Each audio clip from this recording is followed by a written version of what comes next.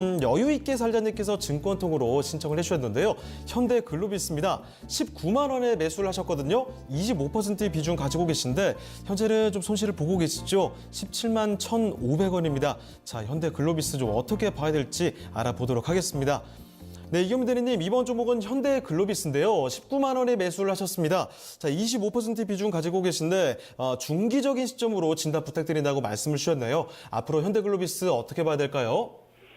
예, 우선 앞서서 현대차그룹의 지배구조 이슈에 대해서 좀 말씀을 드려야 될 것 같아요.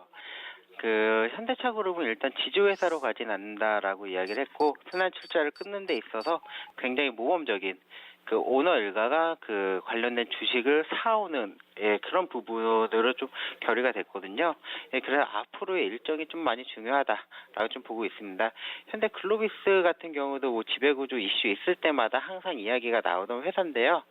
그 이유는 이제 현대차그룹의 부회장님이죠. 정인원 부회장님이 한 23.29% 정도 지분을 제일 많이 가지고 있으면서 지배구조를 좀 공고히 하는데 동사의 자금을 실탄으로 쏘겠다라고 하는 부분도 있었고, 어떻게 보면 지금 좀 현대모비스의 가치를 조금 떨어뜨려서 모비스의 지분을 좀 가치를 떨어뜨려서 글로비스의 와 좀 합병을 시킨다, 이런 좀 그림이 아닌가라고 생각은 들고 있어요. 일단 제일 중요한 거는 4월 12일 날 일정이 좀 중요할 수 있는데요. 4월 12일에 주주 확정 기준일이 되기 때문에 다음 주 화요일 4월 10일까지 가지고 있으면 분할이나 이쪽에 관련돼서 의사결정이 좀 있을 수 있고요. 주식 매수 청구권이 있습니다. 현대글로비스 같은 경우 5천억 이상 자금이 반대한다라고 하면 합병이 무산될 수도 있거든요.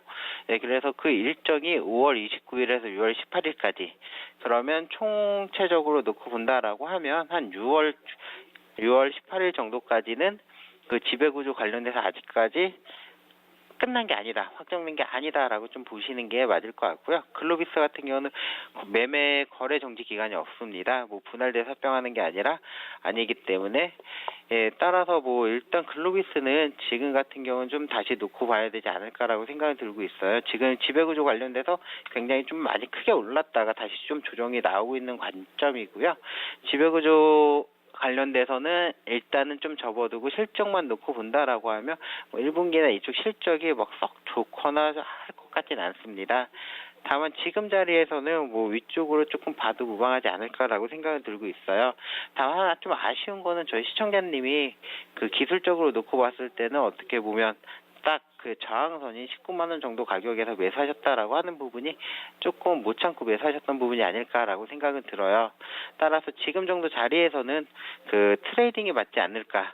그냥 지속적으로 가져가시는 것보다는 트레이딩 관점에 맞다라고 보고 있고요.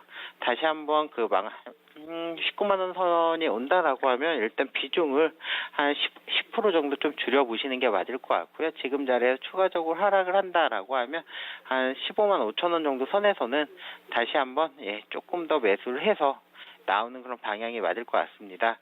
지배구조 관련돼서는 이슈는 굉장히 많고 좀 그렇긴 한데, 지금 시점에서는 이미 이야기가 나왔고 조금 크게 지금 자리에 튈 만한 그런 시점은 좀 남아있기 때문에 좀 천천히 보시는 게 맞지 않을까, 이렇게 생각되고 있어요. 네, 이경민 대리와 함께 여유 있게 살자님의 현대글로비스 살펴드렸습니다.